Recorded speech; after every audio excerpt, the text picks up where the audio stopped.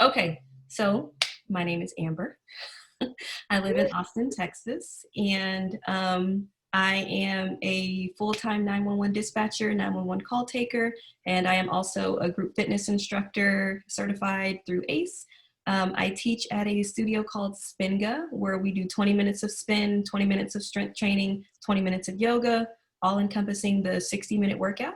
And we have franchises all over the country. So if you're interested, look up spinga.com and get that info. We'll get you in for our first free session, and we'll be glad to have you join the Spinga family. As far as my PCOS journey goes, I didn't actually get diagnosed until I was around 25 or 26, but I have had PCOS symptoms all my life since I was, 12, 13, when I first started my period. I noticed that they were completely irregular. They came when they came, they didn't come. It just did its own thing. And, the doctors told me that it was just because I was a teenager and that my hormones would regulate and that I just needed to wait and everything was fine. And, oh, if you want to, have regular periods, take birth control. It's fine, So I was like, okay, well, I want to have regular periods. I want to know when it's coming and I don't want to have a baby. So sure, let's go ahead and get on birth control. And so that's what I did. That was my, symptom number one that was looked over. So then when I was around 22, 23 years old, I started having just this general localized pain in that general area where my ovaries were. And, it went on for months and months and months, and they kind of came and went. So I finally went to go see a doctor about it, and she did an internal ultrasound, and the results came back, and she just called me and said, hey, you have cysts on your ovaries. And I said, okay, well, what do we do about them? And the doctor said, nothing. And I was, confused. I was like, so we know that these are here, but we're not going to do anything about them, or you're not going to tell me what's causing them. You're not going to tell me anything about it other than, all right, you got them, goodbye. And so she basically said that as long as they weren't growing to the point where I was just in debilitating or excruciating pain, then they would either go away or they wouldn't, but I would just have to live with it. And so, same story. I'm 22, 23. It's your hormones. It's fine. Don't worry about it. So I just continued to live with it. I was on birth control, so my periods were normal, but now I had these cysts that were causing me pain, and I was just living with it. So fast forward a couple of years later, me and my husband decided that we wanted to have a baby. And so I had gotten off of my birth control and my periods had completely stopped. So can't have a baby if you're not ovulating. Right. And then at the same time, I started noticing that I was picking up weight fast. I was just, no matter what I tried to do, if I tried to eat better, if I tried to exercise more, I was just packing on the pounds. And it was specifically around my midsection with a lot of fat. Yep. So I, at symptom number, 3 or 4. And so I finally went to a new doctor who finally did an actual blood test. And then she came back and said, hey, you have this thing called PCOS, polycystic ovarian syndrome. And I was like, okay, so what does that mean? And so we talked about all of my different symptoms over the years. I told her about the cysts. I told her about the irregular periods. I told her about the weight gain. And then here we are, not ovulating, can't have a baby. And she's like, nope, those are all the symptoms. And I'm like, so it took until I was 25, 26 to finally get a diagnosis, to finally get somebody that did more than just say, it's fine, it's your hormones, you're okay. Right. Yeah. So then we had to come into an action plan as to, what we're going to do to get pregnant. So I started doing a lot of research initially as far as, what I could do naturally, because I don't care for medication if there's something that I can do on my own to do, to make a difference. I'm very much into natural care. I'm not opposed to science and medicine, but if there's a more natural way to do it, I'm going to try that first. So we ended up giving, I started actually getting on an over-the-counter supplement, which are basically just it's B vitamins of myo-inositol and a folic acid. And it's packaged in a box. You know, you take one drink in the morning, one drink at night, and it's called Pregnitude. And so I started taking that supplement twice a day, and within maybe a month and a half, I started having regular periods. Within a month and a half, you said? Mm-hmm.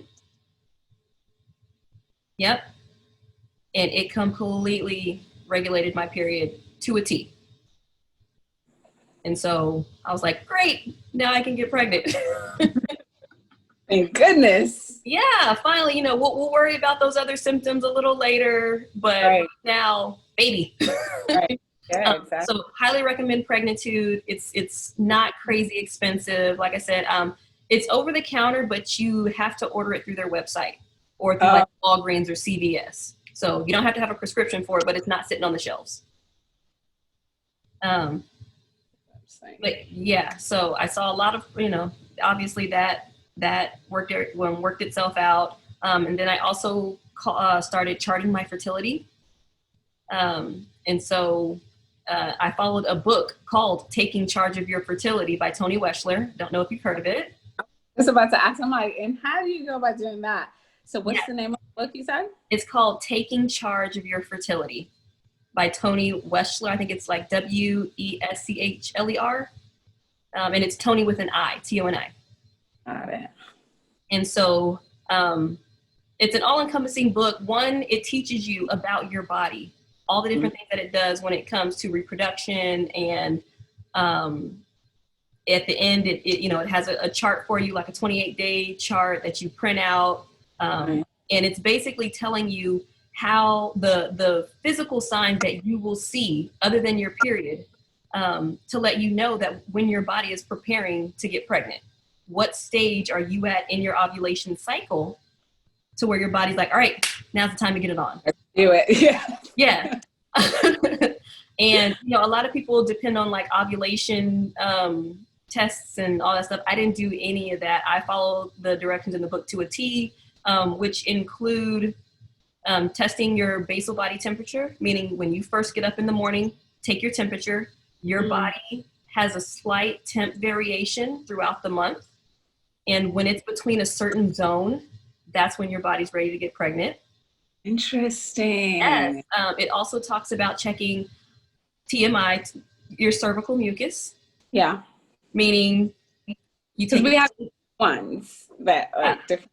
Depending on what part of the month it is, you know, the texture and the mucus gets different textures to help you be able to tell when your body's ready to do it, you know, without being too descriptive, you know, because like we all know throughout the month your panties look different at certain weeks. Exactly. And look, we know the deal. But a lot of us, because even for me, I wasn't aware of these things, and there's some things that I don't pay attention to. And it's just like, okay, sometimes it's just like, oh, okay, yeah, I know the body, especially that area, it cleans itself throughout the day, throughout the month, and certain discharges. But being able to know the difference, because aside from like trying to get pregnant, there are some like color or texture that should be alarming to you. Go get checked out, because it could be another STD, which is another conversation of its own, but it could be something else that you need to like quickly go get checked. So color, texture, smell, all that stuff, you need to, definitely need to pay attention to it. And if it's different than normal, definitely get it checked out. So basically, but I followed the instructions to a T. And between using the Pregnitude and following the charting, I was pregnant within 4 months. Right? Yes. Yeah. And so and I just, I knew it, because I was, obviously me and my husband were very, very excited, and, we peed on the stick and it's a pregnant. We're just like, ah! Yes. after all this time of just trying and trying and trying Yeah. to finally get that positive result was just, we were over the moon. Um, Yeah. and so since then, had baby, had another baby, all that good stuff. They're 4 and 3 now. Nice. Yeah. Then what happens after that? All right, baby weight. We talk about trying to lose baby weight. So then, go back to my doctor. I'm cleared to work out. We talk about the whole PCOS thing. And it's like, oh, be aware of insulin resistance. That part. Honestly, was the most frustrating thing out of all of them. It's crazy.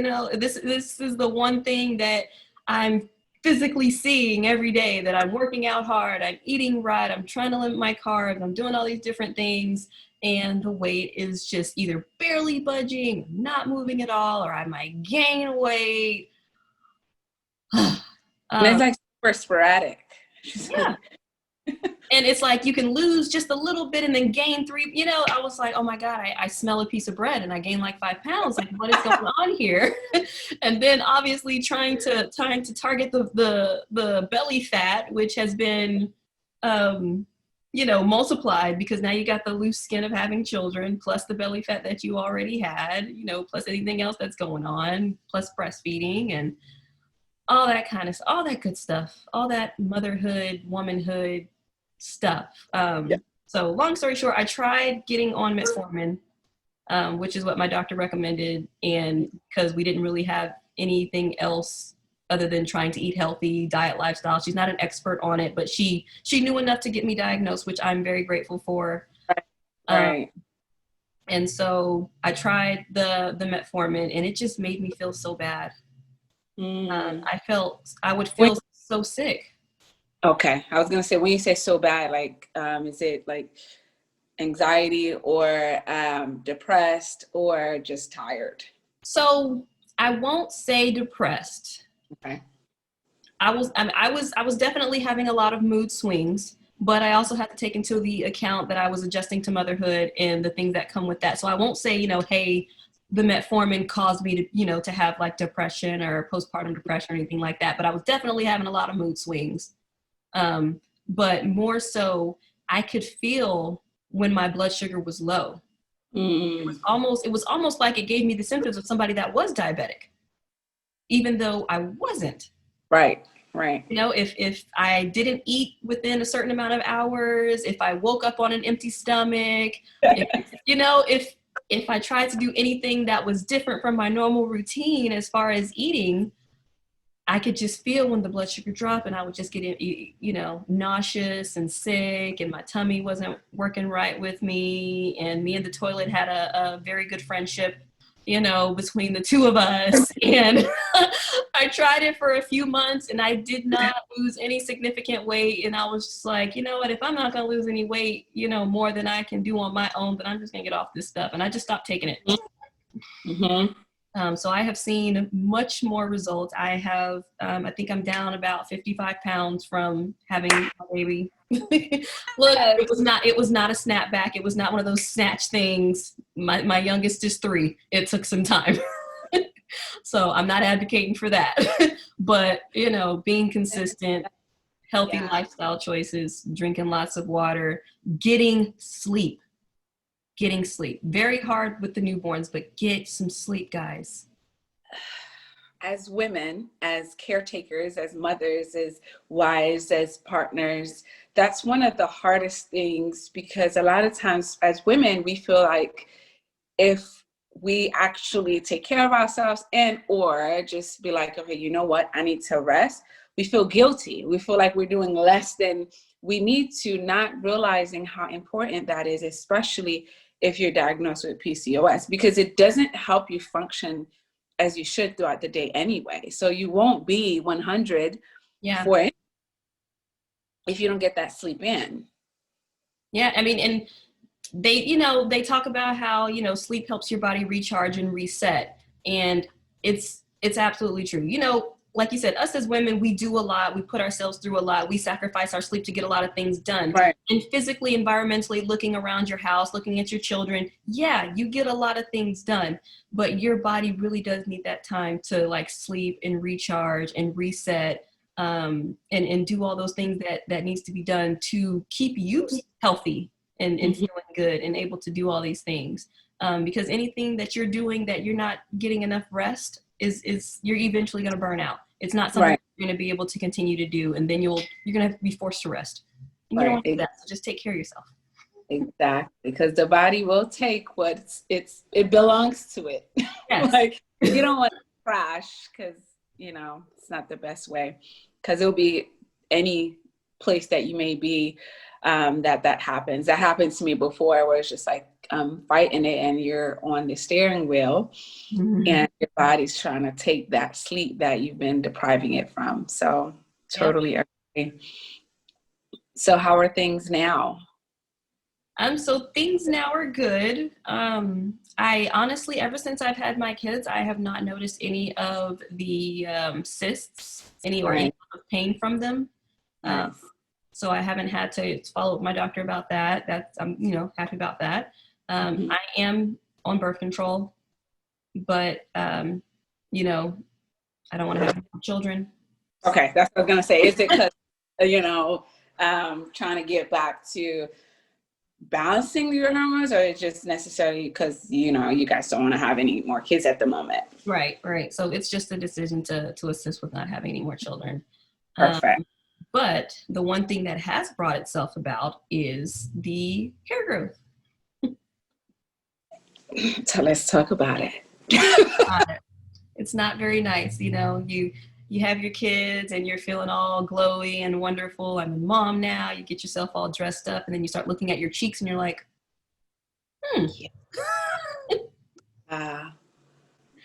Yeah. So I didn't notice any type of excessive hair growth until after the children came. And I have black hair and light skin, so they're very noticeable. Yeah, for sure. And even now, I follow a plucking method. I know it's not the best one to do. I know. Because I would think that it would make them grow back thicker. So I don't necessarily think that they grow back thicker. They came in how they came in, and they've stayed the same. More so, that comes with that is scarring.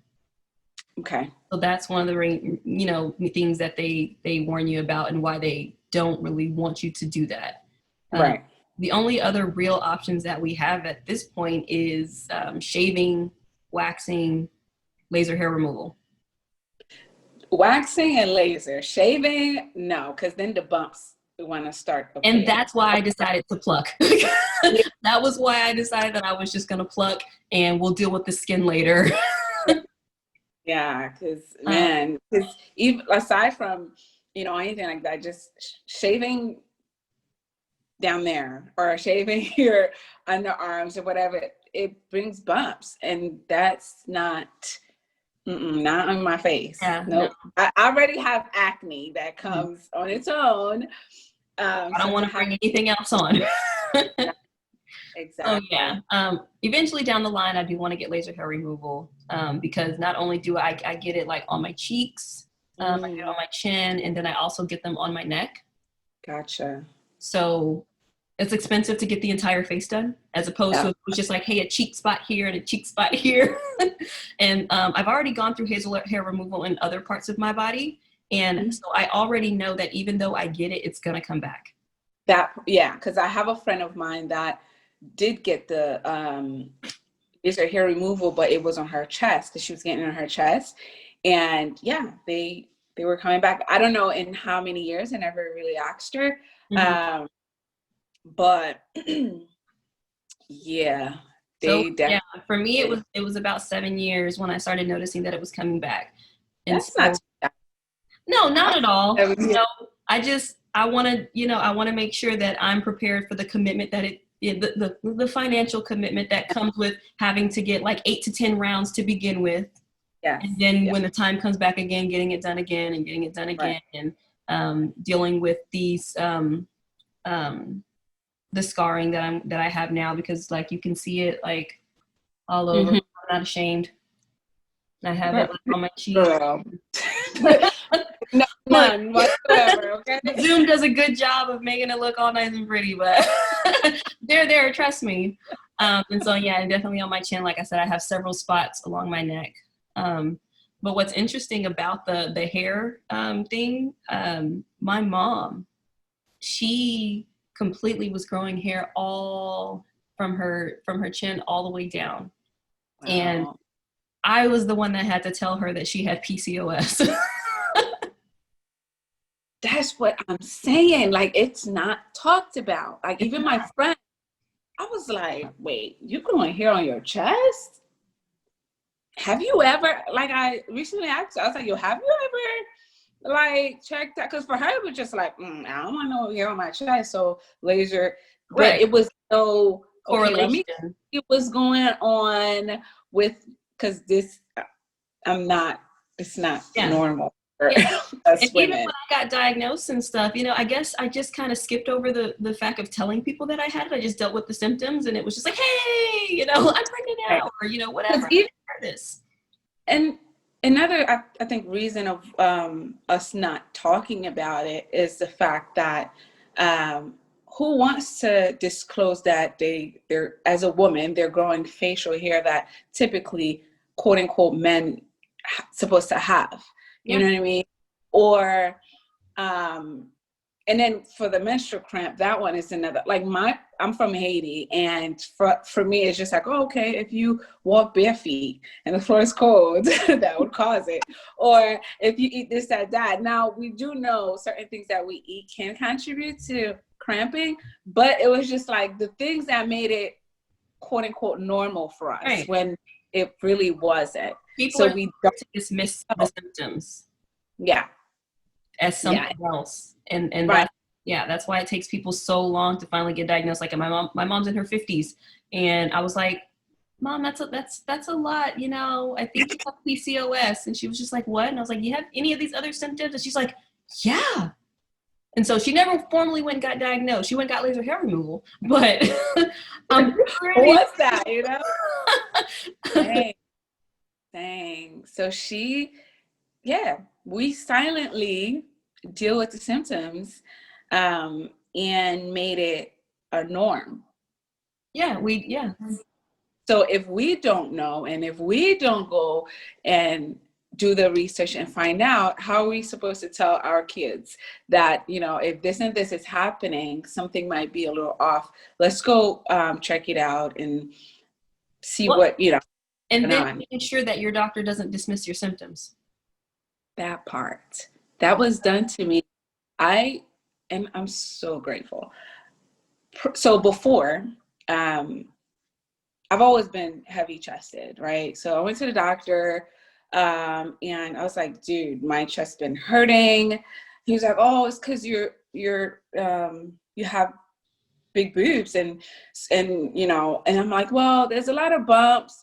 Well, when you have big boobs, it's normal, you know how you have a lot of bumps. I'm like, okay, cool. So I never went back to check anything. And then when I got married, because when I got married is when I lost my virginity. So that's when I finally went to the gynecologist to get checked out and everything. And you know, when you go to the gynecologist, they also check you. And my doctor was checking me. She's like, does this hurt? I'm like, yeah, but my doctor said, my family doctor said that it's normal for me. She's like, can you please go get this looked out? Dude, I had a cyst that was on the verge of become cancerous. Wow. She had to run me to get it removed before that turned into freaking breast cancer. Can you imagine if I did not even go? Because I'm like, yeah, it's but no, you know, they say it's cool. it's a norm. Yeah. And I'm like, yo, you have to take a look. Like, she made me go and get it. Like a biopsy? Yes. And then they're like, yo, we gotta take that out. And then surgery and took it out. And I'm like, yo, these doctors are getting paid and they're legit. Like, can Dropping you, the ball. right? Imagine how many women are dismissed because of their size or because of whatever they create in their heads. Like, you are not getting paid that much money to just tell me that. Yeah. At least you're not paying for it. At least tell me go get it looked at. You know, don't tell me it's okay or it's normal, especially if I say it's hurting, you know. But yeah, if I didn't go look that up, I probably would not even have boobs now. Um, so it's just like, Yeah. that's why I ended up wanting to dig deep. I'm like, I know there's a lot of women out there that are not aware because they're taking the symptoms as a norm, and or and no one's talking about it. And you know, it took until I got to doctor number 3 to finally find out what was going on. You know, and the fact that we are, you know, people with PCOS are at risk for different types of cervical cancers just because of things being out of whack. I'm there. Living with those symptoms, you know? So you got to make sure that you're going to get your regular checkups and getting all that kind of stuff done. Once you find out that you have it is the beginning. Legit. Like, Amber, I'm currently borderline cervical cancer. And again, if I was not doing my checkups, if I wasn't aware, I wouldn't have known. Like, every time I go, she's like, all right, you're getting closer to that red zone. We need to push that over. So you need to, da, da, da. I'm like, dude. She's like, stay away from stress. I'm like, okay. But I'm alive though. Like, how do I stay away from stress? I'm like, okay, you know this is easier said than done, right? Because being diagnosed with PCOS, you're already emotional as it is. So little things would trigger you. And it's just like, dude, what are you telling me right now? But it's just like being intentional for self-care. Yeah, I feel has been a game changer for me. Saying like, you know what? I need to take some time out for me, whether it's go for a spa, whatever it is that cools you down, gets you recollected and like back to yourself. Then you go back. Oh, well, yeah. It's crazy. What do you do for your self-care? Well, one, working out. It's more than just, you know, doing it because that's what I do or it's my job or whatnot. It really is an awesome stress relief. It makes me feel so much, you know, so good about myself. It also encourages me to make healthier food choices because I'm like, I'm not wasting those 45 minutes that I did and then I'm going to go eat a cookie. No, right. Let's have a salad. Like crap like afterwards, you know. So that's one of the main things I do. I do a lot of reading. I enjoy reading. I love to read. I'm part of a book club. We read a book every month. So a book every month. I need to step my game up. I read like 20 30 a day just for the consistency of it, because it was hard for me to like sit and read. And I'm like, okay, let me start it out with creating that habit and then just bring it up. Yeah, I needed to be more accountable. And so that's why I ended up joining a club, because I would say, oh, I'm going to start reading. And then, you know, baby would start crying. And then I would need to go do laundry. And then I would need to go to the store. And then I would need to cook. And before I knew it, I didn't read anything. And so, you know, it's very structured. Every week we have a certain amount of chapters to read, Sunday discussion, like it makes me more accountable to actually do it. And I've been in the club for, I think, 2.5 years, and I've missed 2 months. So I've done a lot more reading, and you know, that's one of the things I really enjoy for my own self-care. You time. Yeah. You know, nice glass of wine. It's all good. You know, I fell right into that mom stereotype with the leggings and the wine. It's like, oh, how did you get here? Oh, okay. Yeah, and then, you know, just making sure that I take a moment to just sit down. Try and be more when it comes to, okay, now I'm going to get in the bed. I might watch a little bit of TV and I'm going to go to sleep. Like, Right. I'm not going to get distracted with my phone. Not going to get distracted watching too much TV. I'm going to go to bed. Yeah. And so No, go ahead. Also, with just those three things have made, a big difference in just my quality of life in general. And, symptoms. Like I said, I was able to lose weight. I don't have any of those. I don't know if they're there anymore, the cysts, because we haven't really looked at them, but I'm not feeling anything. So yeah, I mean, I try and drink a lot of water. Doesn't happen all the time, but I try. Well, my bottle is not next to me. I literally like put this bottle next to my head, so when I wake up, I can drink. I have the bottle like everywhere around me to remind me to drink, because I know if it's not around me, yeah, it's not. Like I have this one cup that I take with me everywhere, and anytime I see it, I just try and take a swig. But like I've left it so many different places. I've left it at stores. I've left it at the dentist office. I leave, and I always have to go back. I'm like, oh, I gotta go get my cup. I gotta go get my cup. Like, but every time I go back, it's still waiting for me. So I'm like, this is my lucky cup. This is my drink your water cup. Yep. I'm gonna make sure I have it all the time. Yeah. How has it been? I think that like this, and just one final question, and I'll definitely let you go. Appreciate your time. How has it been being married and going through that? How has the support been between you and your husband and family or friends that may know? So my husband's amazing. He's been there 110% with whatever, very patient with me, doesn't respond to my mood swings like some people might. When I shared the news with him, he actually did his own research about it, and was just like, hey, I read up on it and I saw this, or I read that, or, have you tried that? Or what did the doctor say about this? And I was like, you read on it too? Yes, that's how my best friend was when I said, he would text me like, dude, did you check? I'm like, I'll do it now.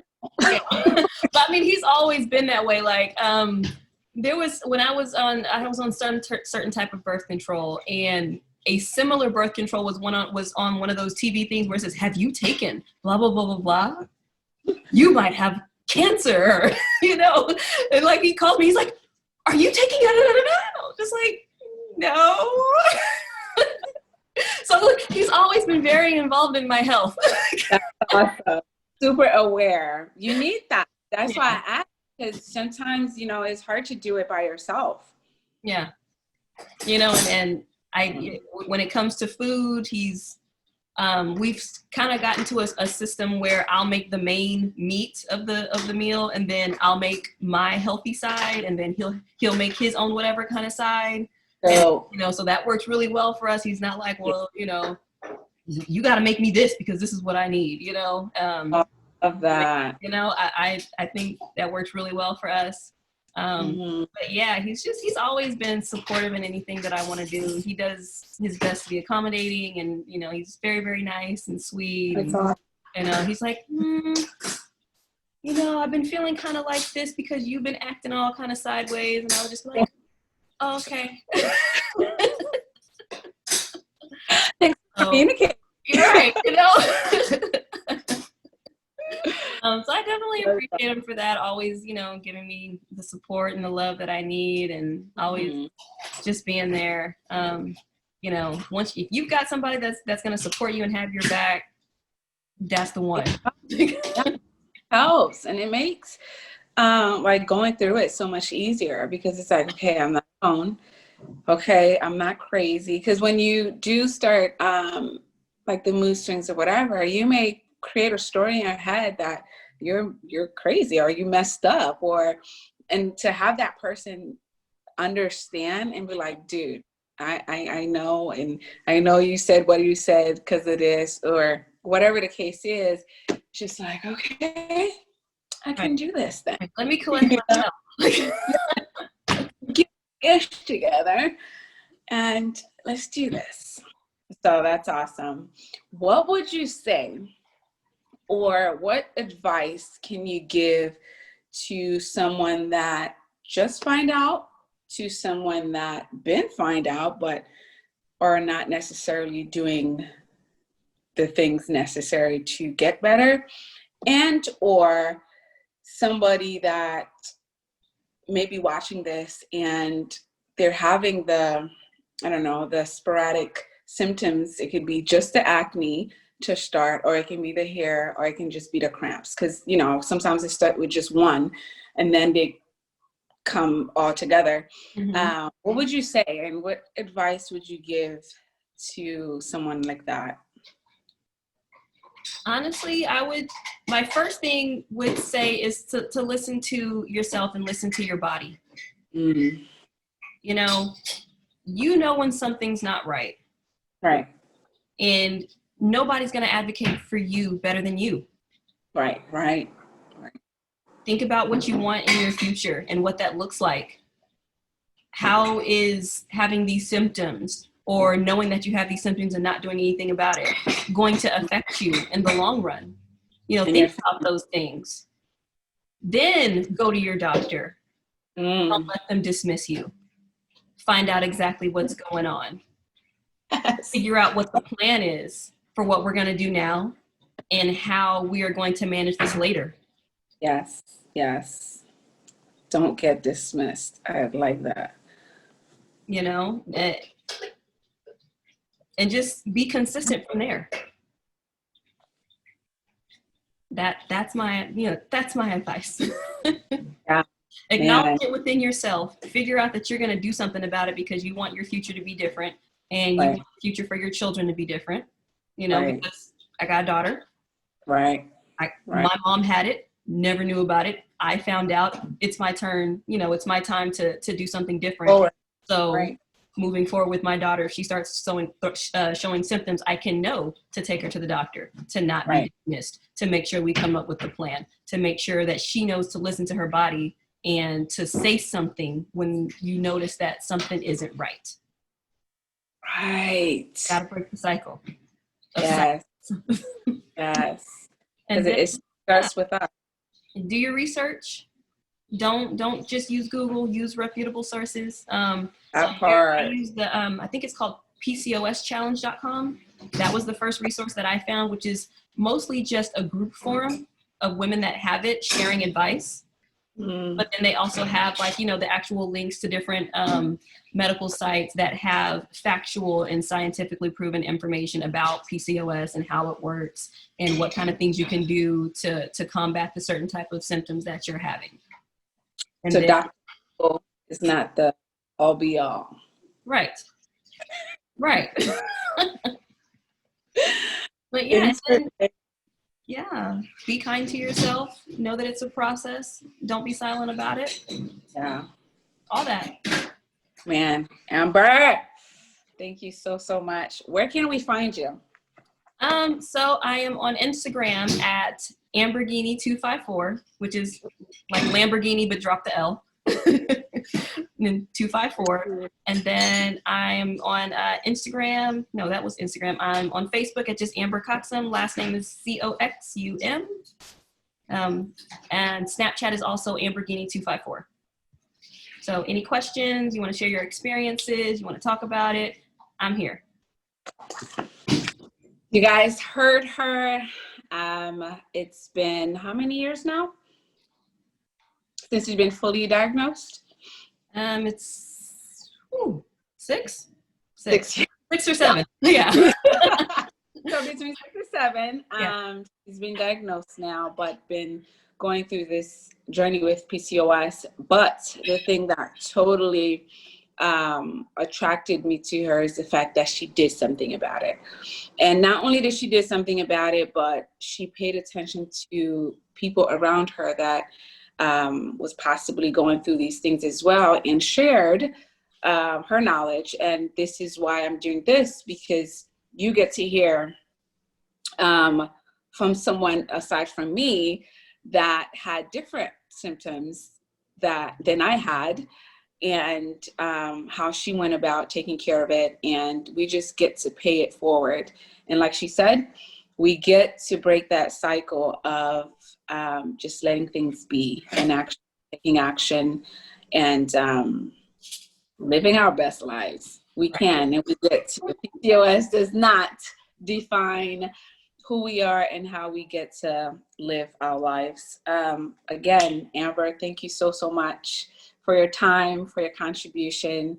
And I'll share in the link, I'll share everything on where you guys can find her. Reach out to her, say thank you. I'd love to hear from you guys. Rose, thank you Yes. so much for having me. This was a blast. Absolutely. And we'll definitely talk soon. Thank Yes, you. All right, thanks.